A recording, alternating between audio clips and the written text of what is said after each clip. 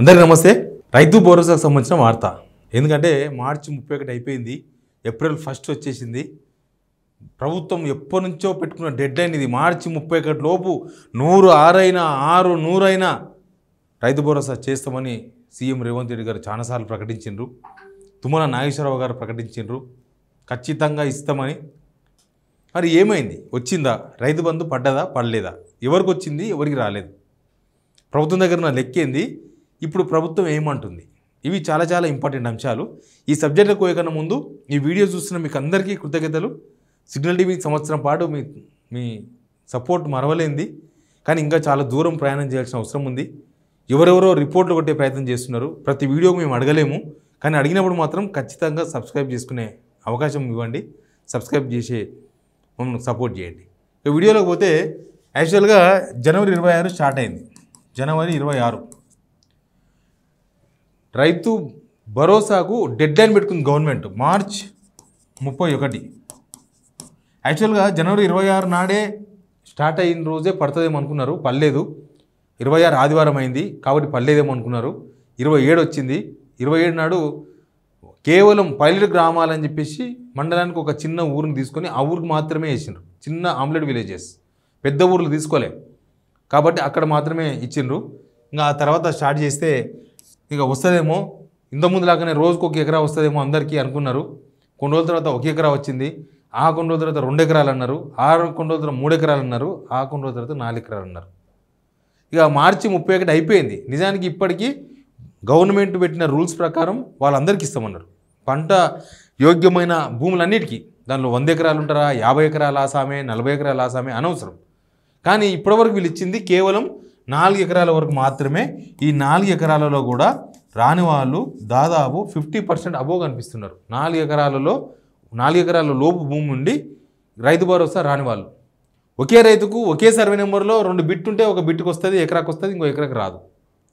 ఒకే ఊరిలో 10 మంది రైతులు ఉంటే 4 వస్తుంది, 4 రాదు. రైతు భరోసా యాక్చువల్గా నారు వచ్చేటప్పుడు ఇవ్వాలి. ఇప్పుడు ఏకంగా కోతలు కోసే కాడికి వచ్చింది, అయినా సరే రైతు భరోసా రాలేదు. మార్చి 31 లోపు ఖచ్చితంగా ఇస్తామని వీళ్ళంటే బహుశా వీళ్ళు మాట మీద ఉంటారేమో, ఈసారైనా ఉంటారా అనే అనుమానాలు వచ్చినాయి అందరికీ. ఎందుకంటే రుణమాఫీ విషయాల్లో చూసిన తర్వాత రైతులు అందరూ చాలామంది రైతులతో మాట్లాడే ప్రయత్నం చేసినాం. మార్చి 31 అంటున్నారు కదా ఇస్తారేమో అంటే అబ్బా ఏమి ఇస్తారు ఇట్లా మాట్లాడినరు. ఎదురు చూసిర్రు. నిజానికి ఎమ్మెల్యేలు కూడా ఎమ్మెల్యేలు కూడా ఇక మార్చి 31 అంటున్నారు కదా అని చెప్పేసి గల్లెగరేసారు. మార్చి 31లో పక్కా ఇస్తామని. వాళ్ళ మాట పోయింది, వీళ్ళ మాట పోయింది, వాళ్ళ మాట పోయింది, ముఖ్యమంత్రి మాటకు విలువే లేకుండా పోయింది. ఆయన మాటలకు ఆయనే విలువ తీసేసుకున్నాడు. ఇక్కడ ఎట్లా ఇప్పుడు ఎంతమందికి వేసినారు? మొత్తం మన దగ్గర 70 లక్షల మంది రైతులు ఉన్నారు. దానిలో 52 లక్షల మందికి వచ్చిందని గవర్నమెంట్ చెప్తుంది. 4 ఎకరాల వరకు మేము 52 లక్షల మందికి వేసామని చెప్తుంది గవర్నమెంట్. కానీ నాకు తెలిసి ఇంకా చాలా తక్కువ మందికి వేసిరేమో. ఎందుకంటే చాలామందికి 4 ఎకరాల లోపు ఉన్న వాళ్ళకి చాలామందికి రాలేదు. కాబట్టి మరి 52 లక్షలు ఫుల్ఫిల్ అయిందని నేను గ్యారంటీగా చెప్పలేను. మొత్తం 9,000 కోట్ల రూపాయలు అయితే ఇప్పటిదాకా ఇచ్చినామని చెప్తున్నది 4,166 కోట్లు. తర్వాత 4,834 కోట్లు ఇంకా బాకీ ఉంది అని నాకు రిపోర్ట్స్ చూస్తే అర్థమైంది. అంటే వీళ్ళు సగం కూడా తీర్చలే, సగం రైతు భరోసా కూడా ఇవ్వలే. 9,000 కోట్లు 4,500 సగం అవుతుంది. 4,500 కోట్లు కూడా ఇవ్వలే. 4 ఎకరాల్లో చాలామందికి రాలేదు. ఇంకా 5 ఎకరాలు, 6 ఎకరాలు, 7 ఎకరాలు, 8, 9, 10, 11, 12 ఇట్లా చాలామంది ఉన్నారు. మరి వాళ్ళకి ఎవరికి రైతు భరోసా రాలే. మార్చి 31 డెడ్ లైన్ కూడా అయిపోయింది. సేమ్ రుణమాఫీ లాగానే అయిపోయింది. రుణమాఫీ కూడా ఆగస్టు 15 గుర్తుందా? ఆగస్టు 15 డెడ్ లైన్ పెట్టుకుంది గవర్నమెంట్. ఆగస్టు 15 నాడు అయిపోద్ది అనుకుంటే అప్పుడు ఇవే డ్రామాలు స్టార్ట్ అయినాయి. ఇట్లా ఈరోజు రేపు ఎల్లుండి ఆవులండి అని చెప్పి లాస్ట్కు హ్యాండ్సప్ చేసారు, చేతులు ఎత్తేసారు. తీరా చూస్తే ఇది జరిగింది. రేవంత్ రెడ్డి గారు ఏం మాట్లాడి ఒకసారి వినండి. ఎందుకంటే ఆయననే కదా ఈ మార్చి 31 డెడ్ లైన్ పెట్టుకున్నది. మార్చి 31 లోపు తలక కిందికి పోయినా, కాలు కింది పైకి తలక కిందికి పోయినా ఇస్తా, ఆకాశం దిగిపడ్డా మార్చి 31 వస్తాయన్నారు కదా. ఒకసారి ఏమన్నా వినండి. ఇవాళ రైతు భరోసా 10,000 నుంచి 12,000కు పెంచి ఇవాళకి 5,000 కోట్ల రూపాయలు రైతుల ఖాతాలో వేసినాం. తొందరలోనే మిగతా 4,000 కోట్లు కూడా వేసి ప్రతి సంవత్సరం రైతు భరోసా పథకం కింద పేదలకి 20,000 కోట్ల రూపాయలు పంచి పెడతాం. ఏమైంది? మార్చి 31 పోయి త్వరలో అంటున్నారు. ఇప్పుడు డేట్ చెప్తలేరు. ఇంకా కరెక్ట్గా ఇది ఎప్పుడు మాట్లాడిండు? మార్చి 30వ తేదీన హుజూర్ నగర్ కాన్స్టిట్యున్సీలో ఉత్తమ్ కుమార్ రెడ్డి వాళ్ళ కార్యక్రమంలో సన్న బియ్యం లాంచింగ్ కార్యక్రమంలో మాట్లాడినారు. మార్చి 31కి మార్చి 30కి ఎన్ని రోజులు తేడా ఉంటుంది? ఒక్కరోజే, మరుసటి రోజే మార్చి 31. ఆయన ఇచ్చేవాడైతే రేపే వస్తుంది అందరికని చెప్పాలి. కానీ త్వరలో అంటున్నాడు, మళ్ళీ త్వరలో ఇవ్వాలి, ఇస్తాం, వచ్చే సంవత్సరం గురించి వద్దు, ఈ సంవత్సరం, ఇప్పుడు ఈ సంవత్సరంలో ఒక కారు పోయింది, ఇంకో కారుకి ఇస్తామని స్టార్ట్ చేసిండ్రు, అది కూడా ఇవ్వలే. మరి మీకు పడ్డదా లేదా నాకు తెలియదు. రైతు భరోసా ఎవరికి పడ్డది ఎవరికి పడలేదు నాకు తెలియదు. ఈ కామెంట్స్ ఖచ్చితంగా చదవాలి. నేను మళ్ళీ ఆన్లైన్లో చదువుతా, లైవ్లో చదువుతా. ఎందుకంటే ఎంతమందికి పడ్డది ఎంతమందికి పడలేదు అనేది ప్రభుత్వాన్ని కూడా చేరవేయాలి, మన బాధ్యత. కాబట్టి మీరు కామెంట్ రూపంలో తెలియజేయండి. మీకు రైతు భరోసా పడ్డదా పడలేదా, మీ ఒపీనియన్ ఏంది, మీ అభిప్రాయం ఏంది? ప్రభుత్వం త్వరలో ఇస్తా అంటుంది, నమ్ముతున్నారా? లేకపోతే ఇప్పుడున్న సిచ్యువేషన్లో ప్రభుత్వం ఇవ్వదనుకుంటున్నారా? రేవంత్ రెడ్డి మాట మీదే ఉంటాడనుకుంటున్నారా ఇప్పుడు కూడా ఇంకా? లేకపోతే ఇంకా ఆయన నమ్మే పరిస్థితి లేదంటారా? మీ ఇష్టం, మీ కామెంట్ మీ ఇష్టం.